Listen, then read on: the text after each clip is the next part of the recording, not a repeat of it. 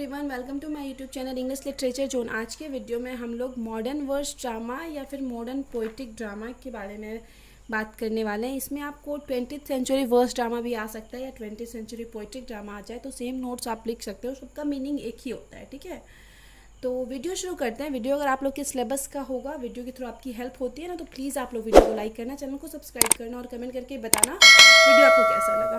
सबसे पहले हम लोग इंट्रोडक्शन देखते हैं। वर्ड्स ड्रामा, जो हम लोग का जो वर्ड्स ड्रामा होता है, वर्ड्स ड्रामा क्या होता है ना कि एक ड्रामा मतलब एक कहानी जो कि कविता के रूप में लिखी गई है, उसी को हम लोग वर्ड्स ड्रामा कहते हैं। नॉर्मल लैंग्वेज में ये हम समझ सकते हैं। तो जो वर्ड्स ड्रामा होता है ना, कॉम्बाइंस बोथ द क्वालिटीज, तो उसके अंदर दोनों क्वालिटीज होती है, दोनों गुण होता है। और poetry and drama, poetry it means कविता का भी गुण होता है और एक ड्रामा एक कहानी का भी गुण होता है। That gives the deep impact of dramatist emotion on the readers. तो इससे क्या होता है ना कि एक गहरा प्रभाव पड़ता है ड्रामाटिस्ट के इमोशन का, किसके ऊपर? रीडर्स के ऊपर। मतलब जो ड्रामाटिस्ट, जो नाटककार है ना, उसका गहरा प्रभाव पड़ता है रीडर्स के ऊपर। वर्ड्स कॉम्बाइंड विथ ड्रामा, अब वर्ड्स इट मीन्स जो कविता हो वो जो मिलती है ड्रामा के साथ, इंक्रीजेज सीरियसनेस इन ट्रेजेडी। तो वो क्या करती है? ट्रेजेडी की सीरियसनेस बढ़ा देती है, उसको और ज़्यादा सीरियस कर देती है। एंड एक्टर फील्स कंफर्टेबल, और एक्टर क्या होते हैं? कंफर्टेबल फील करने लगते हैं लर्निंग पोइटिक डायलॉग्स को लर्न करने में। अब कोई भी अगर डायलॉग हो जो कि पोइट के फॉर्म में हो तो उसको तो कन्फर्म है कि कोई भी एक्टर काफ़ी आसान समझेगा। तो वही है कि एक्टर्स क्या फील करने लगते थे? काफ़ी कंफर्टेबल होते थे या पोइटिक ड्रामा को लर्न करने में। द अर्लीस्ट प्लेस, और जब शुरुआत का जो प्लेस होता था, and the greatest epic of the world, और वर्ल्ड का ग्रेटेस्ट एपिक, काव्य जिसको कहते हैं वर्ल्ड का, जैसे कि द डिवाइन कॉमेडी जो कि डेंटे के द्वारा लिखी गई थी, and the Bible, the Ramayana जैसे हम लोग जानते हैं ना कि रामायण महाभारत सब कविता के फॉर्म में लिखी गई है, लेकिन सब में तो कहानी डिस्क्राइब किया गया है ना, कैसे राम का जन्म हुआ, कब कैसे रावण की तक पहुंचे, एट द एंड पूरे मतलब कहानी है। तो इसी तरह मतलब वर्ड्स ड्रामा भी होती है, कविता के फॉर्म में लिखी होती है लेकिन कहानी होती है। तो ये जो पुरानी जो हम लोग की है, मतलब वर्ड्स ड्रामा का फॉर्म तभी से चला आ रहा है। रामायण महाभारत, द गीता, कुरान, ये सब वर्ड्स के फॉर्म में लिखा गया, and has been written in words, ये सब वर्ड्स के फॉर्म में लिखा गया। Words has been medium of world's greatest playwright, पूरे वर्ल्ड के जो ग्रेटेस्ट नाटककार हैं उनका भी मीडियम, साधन, माध्यम रहा है। कौन क्या रहा है? वर्ड्स, उनके भी ड्रामा का माध्यम। जैसे कि हम बात कर सकते हैं शेक्सपियर और कालिदास, दोनों वर्ड्स ड्रामा। अब आगे है modern words drama. Modern words drama की बात करते हैं तो is a great achievement of the modern age, modern age के लिए काफी बड़ा अचीवमेंट माना जाता है। It is the combination of the tradition and experiment end of the ancient and the new. तो ये एक तरह से कॉम्बिनेशन है ट्रेडिशन का, मतलब हमारी जो परंपरा थी जिस टाइम से महाभारत लिखा आ रहा था उस ट्रेडिशन का, एंड एक एक्सपेरिमेंट है प्राचीन के साथ नए का। मतलब पुराना वाला तो हमारा वर्ड ड्रामा का फॉर्म चला ही आ रहा है वर्ड ड्रामा का, लेकिन इसमें हम कुछ नया भी ऐड किए हैं। तो इस तरह से क्या हो रहा है, एक तरह से हम लोग को ट्रेडिशन का एक्सपेरिमेंट देखने को मिलता है कि नए का पुराने के साथ। अब आगे है इट्स वर्ड्स फॉर्म, और इसका जो वर्ड्स फॉर्म होता है, इस कविता को जो लिखने का तरीका होता है वो होता है ब्लैंक वर्ड्स और फ्री वर्ड्स। ब्लैंक वर्ड्स या फ्री वर्ड्स में लिखा जाता है।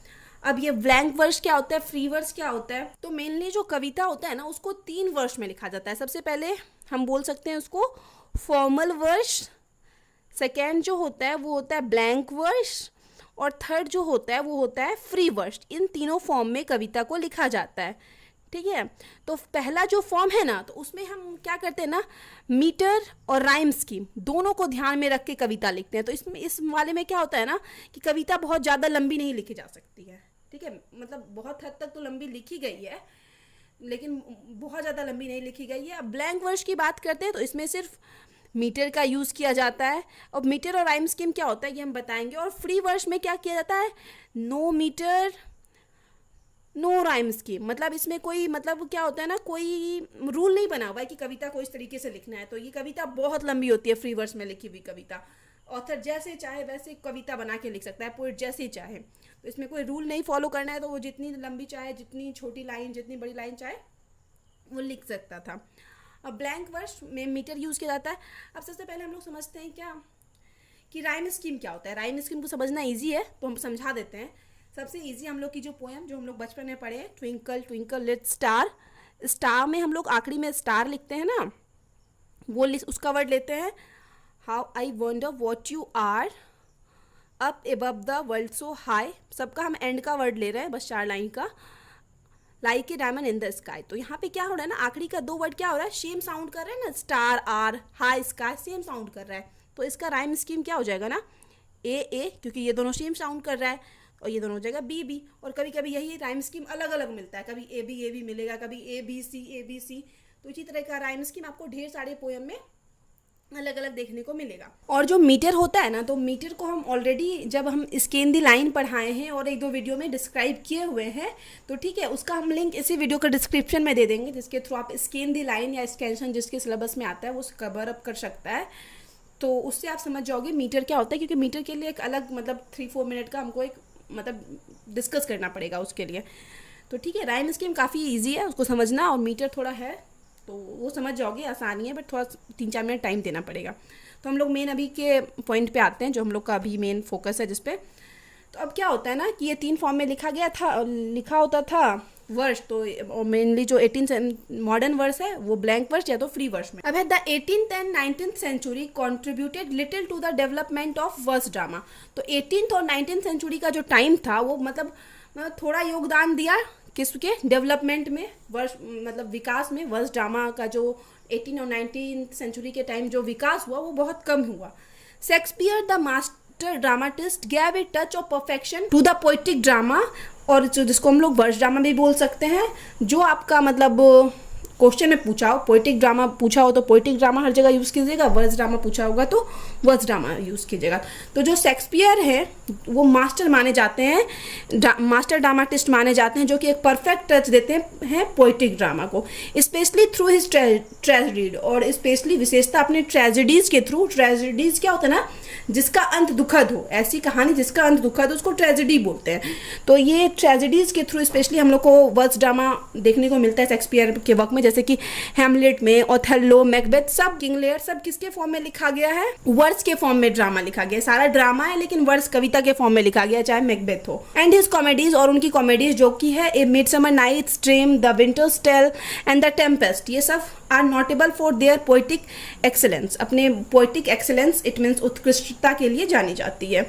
But Shakespeare took drama to such poetic heights that none of his successor could continue it. तो शेक्सपियर क्या किए, ड्रामा को इस पोएटिक हाइट पे ले गए हैं कि कोई भी उनके बाद जो आया, कोई भी author could not continue it, इसको उसी लेवल पे कंटिन्यू नहीं रख पाया। विथ द सेम स्पिरिट यानी सेम क्षमता के साथ, एंड वेगर सेम विगर यानी सेम ताकत के साथ। आफ्टर शेक्सपियर, अब शेक्सपियर के बाद ओनली इन वेबस्टर, अब जो फेमस ऑथर हैं वेबस्टर्स के, particularly in his tale duchess of Malfi, और पार्टिकुलरली एक उनके वर्क की बात करें जो कि डचेस ऑफ मालपी में, we can find almost perfection touch of poetic drama. हम लोग को परफेक्शन, एक परफेक्ट टच देखने को मिलता है पोएटिक ड्रामा का डचेस ऑफ मालपी में। शेक्सपियर के वर्क के बाद एक यही वेबस्टर का एक वर्क है जो कि डचेस ऑफ मालपी, जिसमें हम लोग को एक परफेक्ट पोएटिक ड्रामा या वर्स ड्रामा देखने को मिलता है।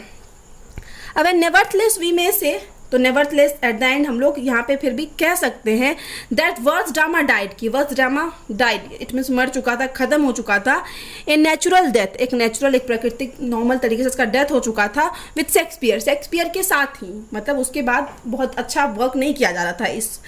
और नो डाउट बोथ, इसमें कोई संदेह नहीं कि बोथ शेक्सपियर के बाद जो एज आया, the romantic and the Victorian poets, Shakespeare का जो एलिजाबेथन एज था उसके बाद रोमांटिक एज आया, विक्टोरियन पीरियड आया। तो दोनों के पोइट अटेम्प्ट्स पोइटिक ड्रामा, दोनों के पोइट्स कोशिश की कि वो लोग पोइटिक ड्रामा लिखें ड्यूरिंग द 19th सेंचुरी और 18th सेंचुरी के बीच, but they did not get success as a verse dramatist. लेकिन उन लोग को सक्सेस नहीं मिल पाया उस लेवल का एक वर्स ड्रामाटिस्ट के रूप में, ठीक है, उस लेवल का वो लोग वर्क क्रिएट नहीं कर पाए। अब है chief characterization of verse drama, verse drama की कुछ विशेषताओं को देखते हैं। कैरेक्टर स्टॉक इन वर्क्स, अब वर्स ड्रामा है तो कंफर्म है इसमें कविता के रूप में कैरेक्टर्स एक दूसरे से बात करेंगे। जनरली मोर एलिवेटेड लैंग्वेज, इसमें मोर एलिवेटेड लैंग्वेज यानी बुलंद या उच्च लैंग्वेज का यूज किया जाता था, जो थोड़ा मतलब होता है मतलब जुनून भरा होता था। Verse drama can net viewers from what they see on stage. Verse drama में क्या होता था ना कि जो व्यूअर्स होते थे वो खुद को अलग महसूस करते थे, अलग रखते थे कि जो वो लोग देख रहे हैं स्टेज पे उस चीज़ से। इंटीमेट कॉपरेशन, एक इंटीमेट क्या होता है ना, एक बारीकी, एक मतलब एकदम बिल्कुल समान रूप से कॉपरेशन देखने को मिलती है ड्रामाटिस्ट और कैरेक्टर्स के बीच में वर्स ड्रामा में, जो कि क्या मानी जाती है, the heart of poetic drama, जो पोइट्रिक ड्रामा का हार्ट माना जाता है। इसमें क्या होता है कि ड्रामाटिस्ट और कैरेक्टर्स के बीच में एक बहुत ज़्यादा कॉपरेशन देखने को मिलती है। Poetry introduces sensory experience into drama, और पोइट्री के थ्रू क्या हुआ कि एक भावना को इंट्रोड्यूस करवाया गया ड्रामा में, एक भावना, एक ग्रहणशीलता, संवेदनात्मकता लाया गया ड्रामा में। पोइट्री, जो वर्स ड्रामा में पोइट्री को मेंशन किया गया, जिसको कि हम लोग पोइट्री ड्रामा भी बोले।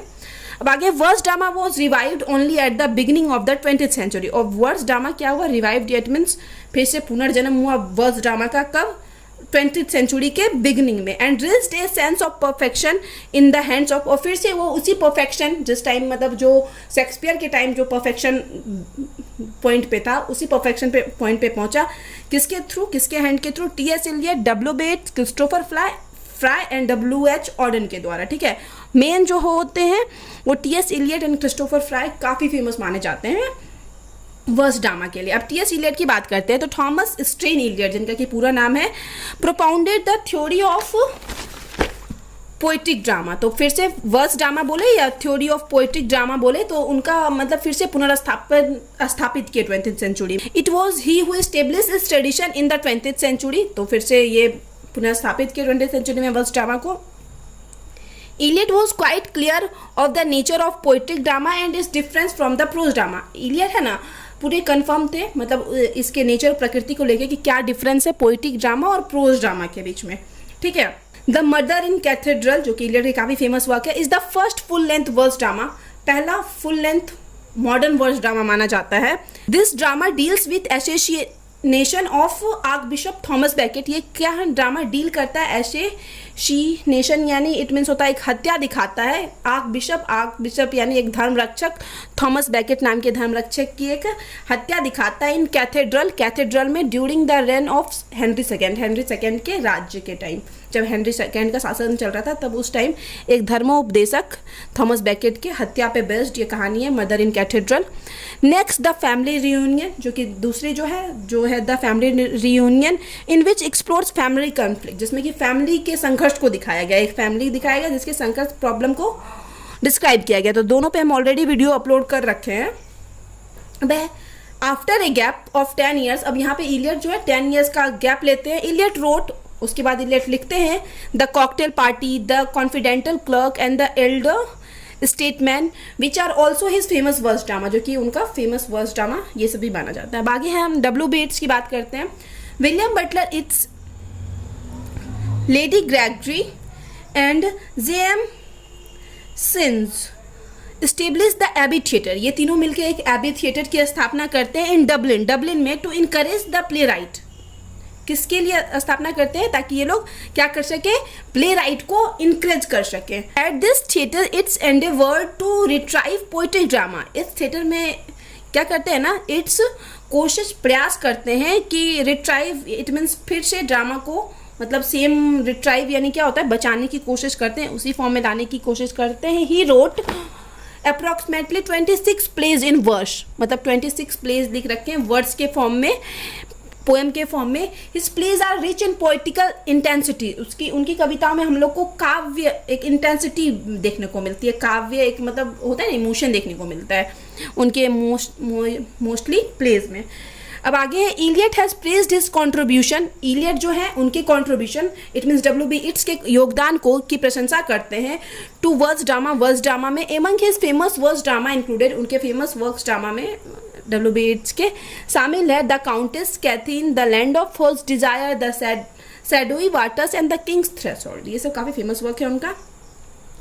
अब क्रिस्टोफर फ्राई की बात करते हैं। The most remarkable quality of Fry verse is, जो क्रिस्टोफर फ्राई है तो उनके वर्स की जो सबसे इंपॉर्टेंट क्वालिटी है ना, it's perfect suitability of the requirement of the theatre. तो थिएटर के लिए ना ये परफेक्ट माना जाता था, किसका, क्या, क्रिस्टोफर फ्राई का जो प्ले है, वर्स ड्रामा है, वो थिएटर के रिक्वायरमेंट के हिसाब से बिल्कुल परफेक्ट माना जाता था। इट इज़ फ्लुएंट, या काफ़ी फ्लुएंट होता था एंड फ्लोइंग होता था। He was a greatest verse dramatist of 20th century के one of the greatest dramatist माना जाते हैं क्रिस्टोफर फ्राई।